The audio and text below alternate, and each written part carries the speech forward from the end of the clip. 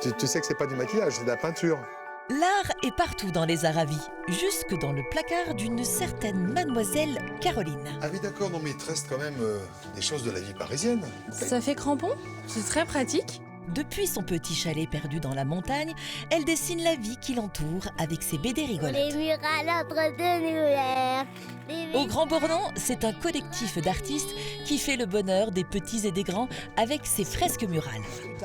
Et un artisan bourrelier qui, loin d'être bourru, n'a pas froid aux yeux. Tous, à leur façon, ont en eux ce petit grain de folie qui fait le sel de la vie. Ça change tout, hein. Ça change la donne.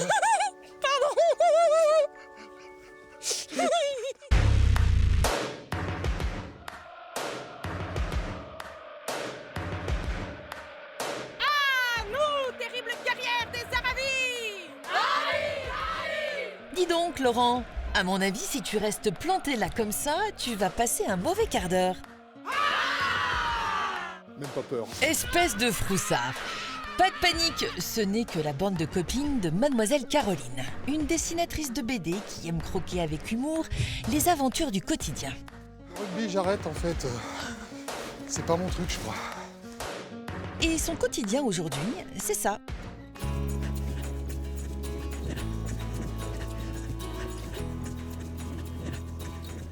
Moi, je ne peux qu'admirer le parcours de Mademoiselle Caroline, car elle en rêvait et elle l'a fait, quitter Paris pour les montagnes de Haute-Savoie. Un changement de cadre radical pour cette fashion victime de la vie parisienne, illustratrice en pub, en magazine, mais aussi auteure de livres plus personnels qui parlent à tout le monde. Et puis sans oublier sa BD qui me fait le plus rigoler et qui s'appelle justement Quitter Paris. Je te laisse lire. Oh non, vas-y. Un livre dans lequel elle raconte avec dérision comment elle s'est retrouvée confrontée à l'univers pas toujours facile de la montagne. Alors, comment a-t-elle réussi son intégration? Grâce au sport peut-être? Pour le savoir, j'ai endossé le temps d'une journée avec elle le rôle du coach. L'avance pas, hein. Une fonction qui, mine de rien, demande pas mal d'efforts et surtout beaucoup de tact. Ah bah quand même. Top, 15 minutes. J'ai cru que tu t'étais perdu, hein. C'est le chien qui me ralentit. Ben oui, ben c'est ce que je me suis Il dit. sert à rien. Et Il sert à capitaine, rien. alors, on n'a pas fait son travail? Non, nul. Bon, moi j'essaierais bien quand même. Ah bah écoute, Hein? tu enfiles cette chose très jolie et tellement saillante. Ben je vois ça. Capitaine, Viens là, mon Parce chien. qu'après tout, si le chien de tire partenaire. bien, avec un peu de chance, ça ne sera pas trop fatigant. Tu vas faire découvrir à tonton Laurent un nouveau sport?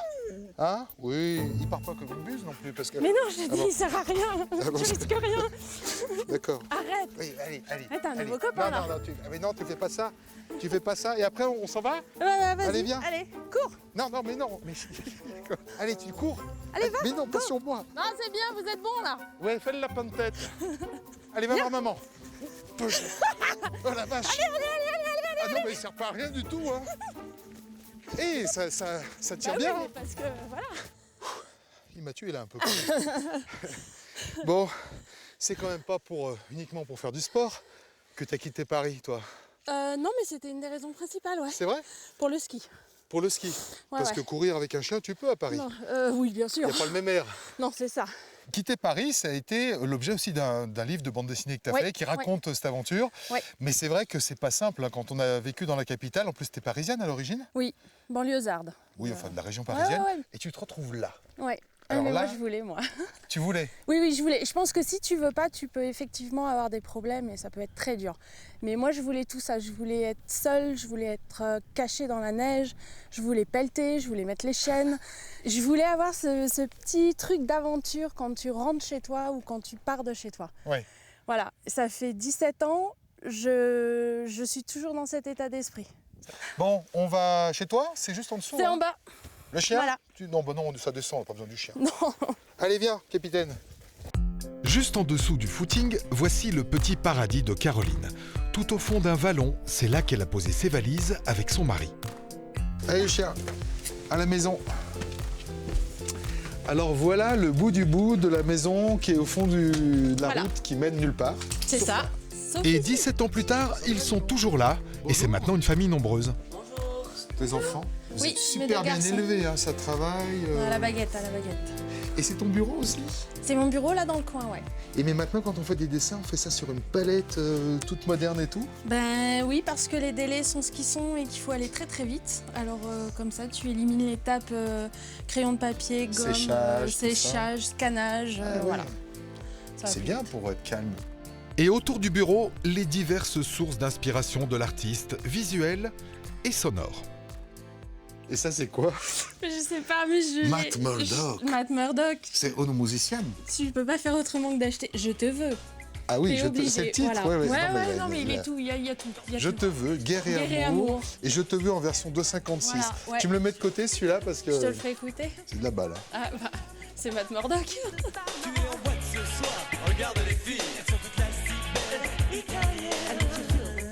Ah oui, d'accord, non mais il te reste quand même des choses de la vie parisienne. Bien rangées dans leur placard, voici les reliques de la fashion victime. Et on se demande bien ce qu'elle peut en faire ici. Parce que ça, quand même, au mois de février, à Manigo, c'est pas facile à porter. Ça fait crampon. C'est très pratique dans les Tu ne descentes. dérapes pas. Non. Et il a quand même fallu abandonner quand même quelques petites choses. Je les porte pas tous les jours. Oui, maintenant, t'es plus dans le fourré.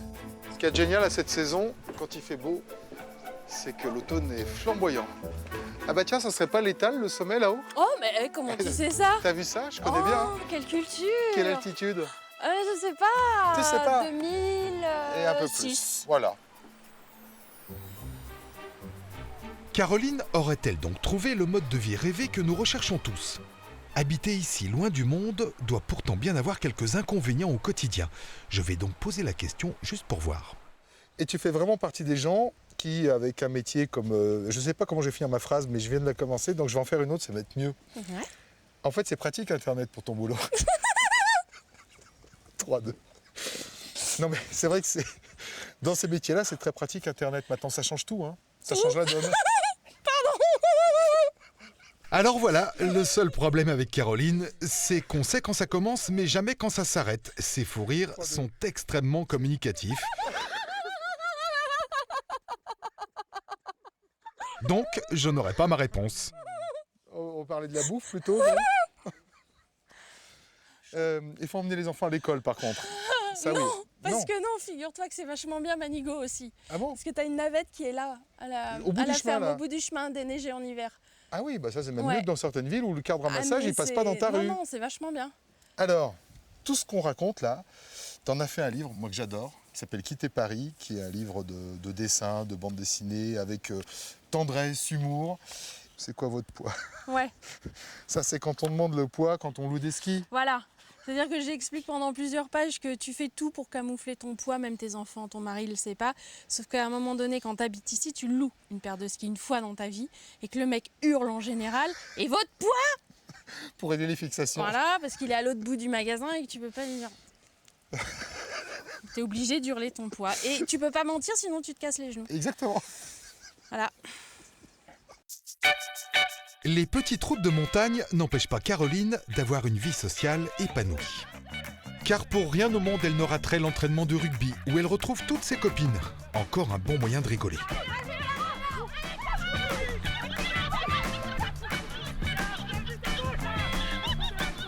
Car voici la terrifiante équipe des Aravissantes, 15 filles qui n'ont pas froid aux yeux, prêtes à tout donner sur ce terrain de montagne un peu spécial.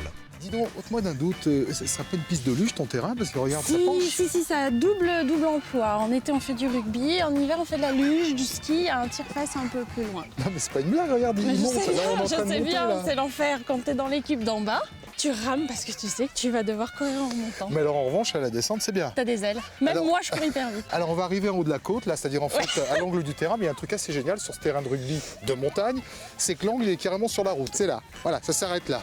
Et là on est en haut, on a une vue panoramique, et en hiver quand il y a de la neige, eh ben, on peut faire un peu de luge, hein, c'est Voilà. bien. Non mais c'est génial. En fait, finalement, qu'on monte ou qu'on descende, l'intérêt de toute façon est ailleurs.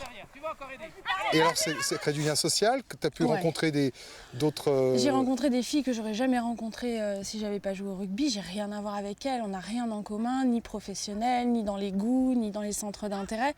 Et c'est mes pires copines.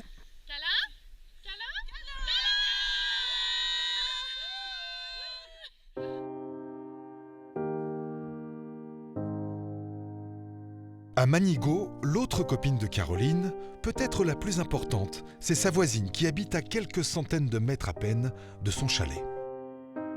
C'est ma petite maman d'en haut, je l'appelle comme ça. Ouais. Parce que quand je vais pas bien, je vais chez elle. Elle ne juge pas, elle écoute. Ah. Et c'est fondamental. Moi, C'est je sûr. connaissais pas ça avant. Et outre cette écoute, qui est tout de même assez importante, c'est un peu mon épicière. Et oui, car Denise a un potager et même un poulailler. Dans le genre produit local et bio, on peut pas faire mieux. C'est parfait. Comment tu t'appelles, toi? Ça, tu t'occupes de la poule, tu Alors, t'occupes des je œufs? m'empare de la poule. Voilà. En fait, c'est un libre-service, quoi. Voilà, c'est ça. Tu te sers et puis après, bon, tu vas Bonjour. payer. Bonjour. Bonjour Denise. Alors, on est allé martyriser vos poules. Ah oui, t'as raison. Caroline m'avait prévenu, Denise n'est pas très bavarde et surtout d'un caractère modeste. Mais mine de rien, c'est elle qui a aidé toute la petite famille à passer le cap tout sauf symbolique du premier hiver à la montagne. Pour la neige, le déneigement, les jardins. Ah, le Tu te jardin. souviens? Oui. Si, parce que moi je prenais la météo, je prends toujours la météo auprès de Maurice, son mari, et je prends les conseils horticoles, que dirons-nous, chez Denise. Son regard en dit long sur sa bienveillance, celle de la petite maman d'en haut qui, à sa façon, a aidé toute la famille à réussir sa nouvelle vie à la montagne. non, j'ai des Il a œufs. fait assez pour ce matin. Pour les natifs de Haute-Savoie, l'avenir semble parfois déjà tout tracé. Tu seras moniteur de ski, mon fils.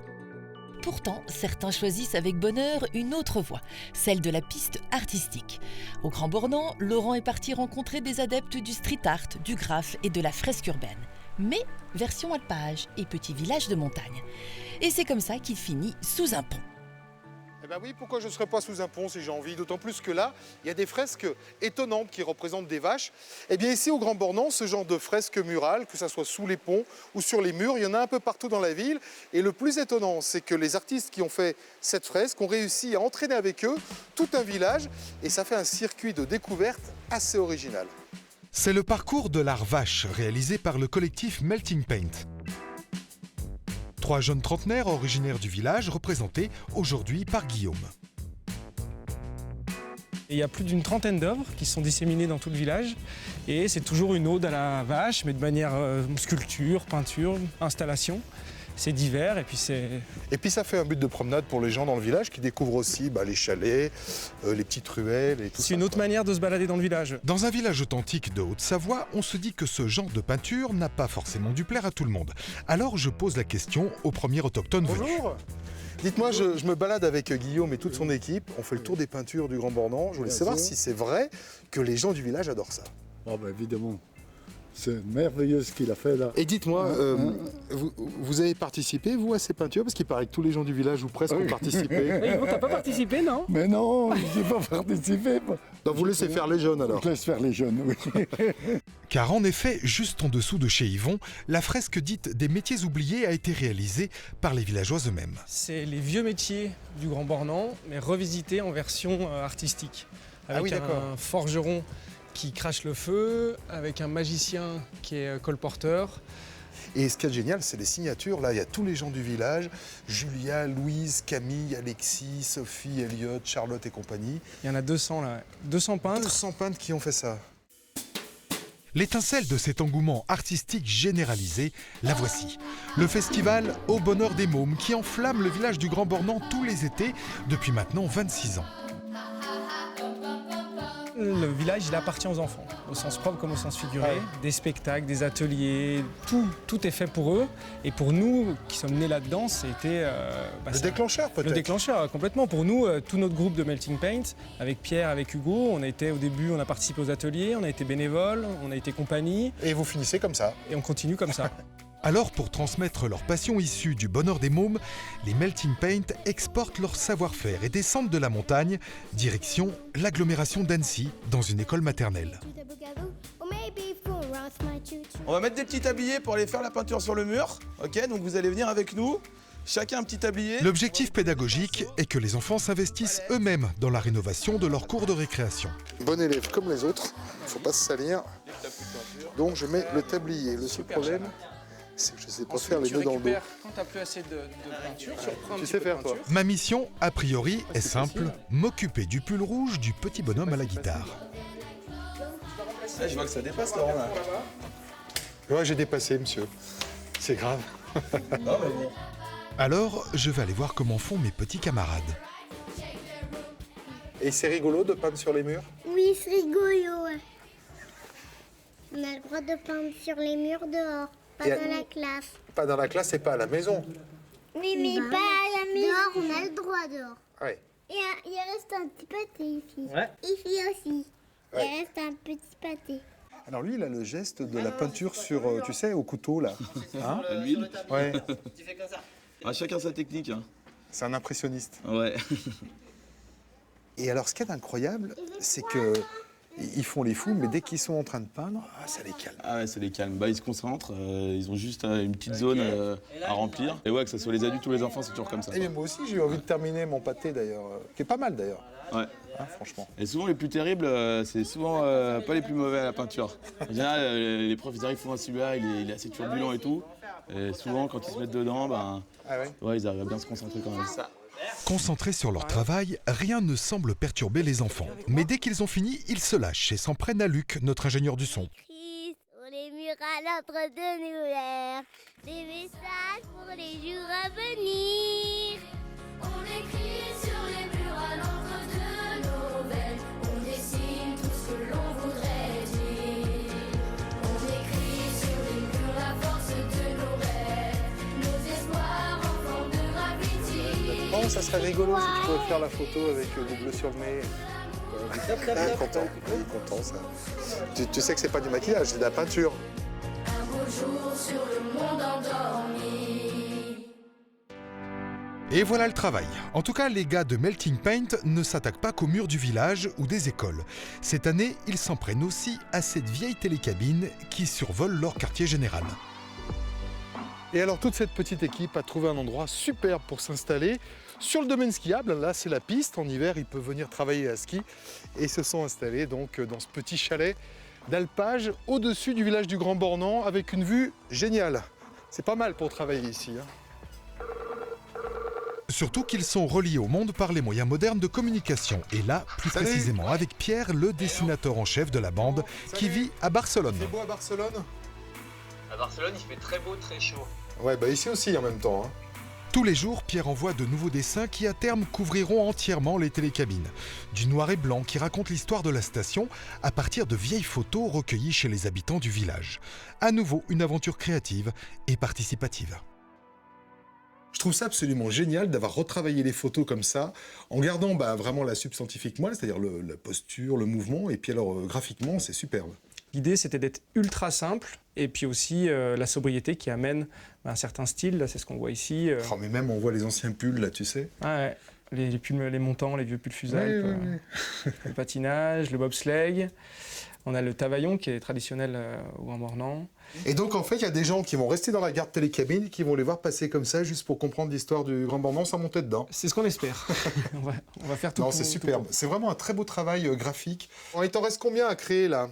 Là, il me reste une petite quinzaine. Et à chaque illustration, ça me prend entre 3 et 4 heures. Donc, t'as du boulot, ouais. Les Melting Paint semblent avoir réussi le pari ultime, faire un boulot qui les éclate dans un cadre enchanteur.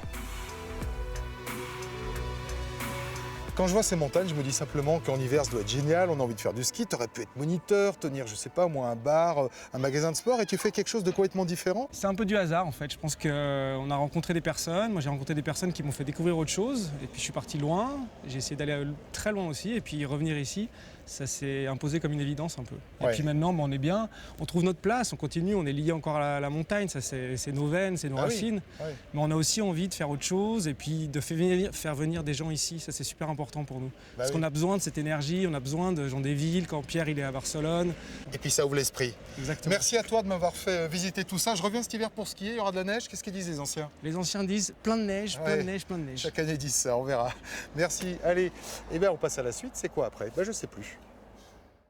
La suite, Laurent, c'est juste à côté, dans la rue principale du Grand Bornand. C'est maintenant l'heure de notre grand jeu télévisé. Avec une question à 1000 points, catégorie vieux métier, attention. Qui sait exactement ce que fait un bourrelier? Une idée, Laurent? Et oui, c'est un métier artisanal et artistique, comme on en trouve pas mal dans nos montagnes. Alors, le charcutier charcute, le cuisinier cuisine, mais que fait le bourrelier? C'est la question qu'on va lui poser. Dans l'univers feutré de son minuscule atelier, Didier est un vrai gépetto, le maître d'un savoir-faire ancestral. Mais Didier ne travaille pas le bois, non, il travaille une matière bien plus souple. Et pour savoir ce qu'il est en train de fabriquer, je vais oser le déranger. Salut Didier. Salut. Tu sais quoi? Ça fait quelques jours que je me balade ici et tout le monde me dit faut que tu passes voir le bourrelier. Un bourrelier, ça fait quoi? Alors, on va commencer par une chose toute simple. Tu vas me donner un coup de main. Ah déjà. Bon. Ah ouais, d'entrée. Après, je répondrai. Mais là, bon, ça a rapport avec le cuir, visiblement. C'est déjà un bon élément. Qu'est-ce qu'il faut que je fasse? Tu tires là en même temps que moi, de façon à laisser bloquer la contre. C'est-à-dire, je tire. Voilà, c'est juste pour que le guide reste bloqué là. Donc c'est ça, en fait, ça coupe des morceaux de cuir. Ça coupe des bandes de cuir. Et ça s'appelle un couteau mécanique. Ce qui nous permet de couper des bandes parallèles. Et c'est pour faire quoi alors? Des sacs, des portefeuilles, des cloches? Là, ce qu'on est en train de faire, c'est une courroie de cloche. C'est bon, arrête de tirer. Super. Voilà, un bourrelier au départ, c'est quelqu'un qui fabrique de l'harnachement pour les chevaux. Tu sais, à l'époque, on travaillait avec les chevaux. Ouais. Ah, alors ça vient de bourrin? Non, rembourrer, ça vient de rembourrer les colliers de chevaux. Ah, parce qu'on cherchait l'étymologie là il y a 2 minutes. Non, bourrin, non, t'es pas obligé de.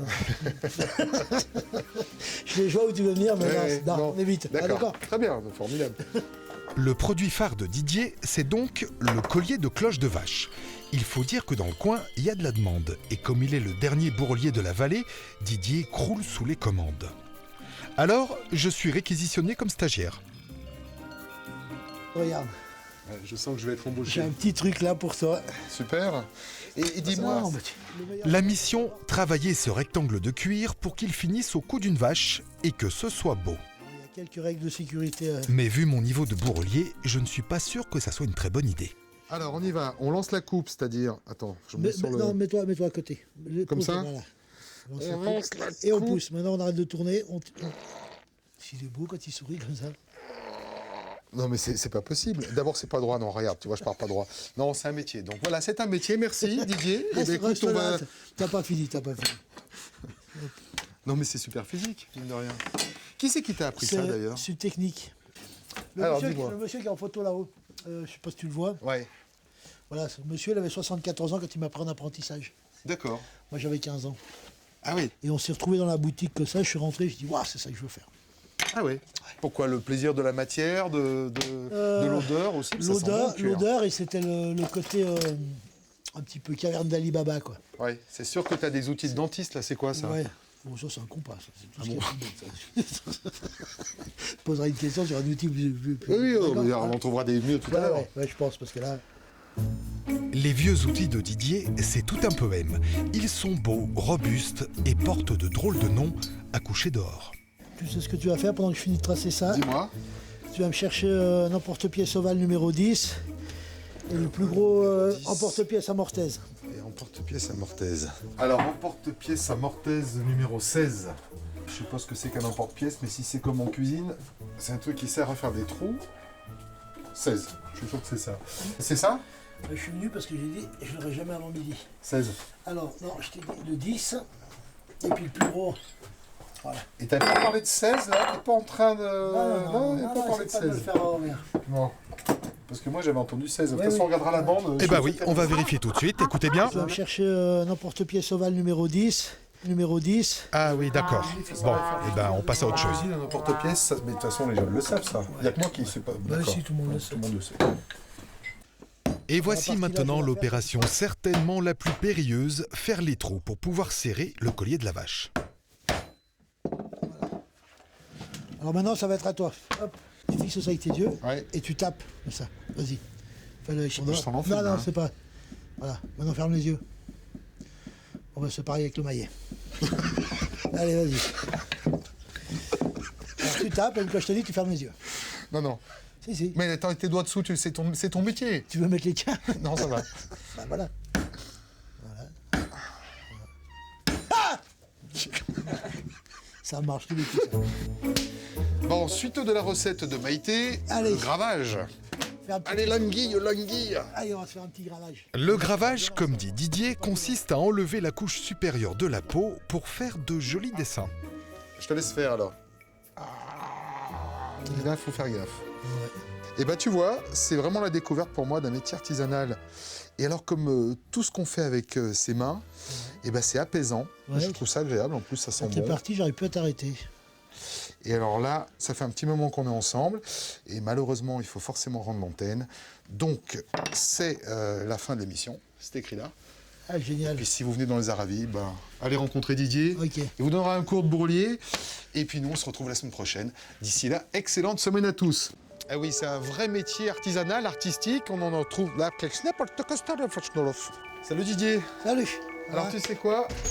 Ça fait quelques jours que je me balade à la Pschlest, à Pertner, je te balade tous. On serre la main, on serre la main.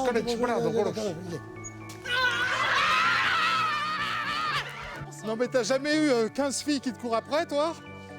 Ça fait peur, hein? Aïe! Oh, c'est que j'ai des trucs qui font mal quand on appuie dessus à cet endroit. Allez, un petit Voilà! Je passe pas à la télé. Et un petit bisou! Ça faisait longtemps que j'avais envie de témoigner mon affection.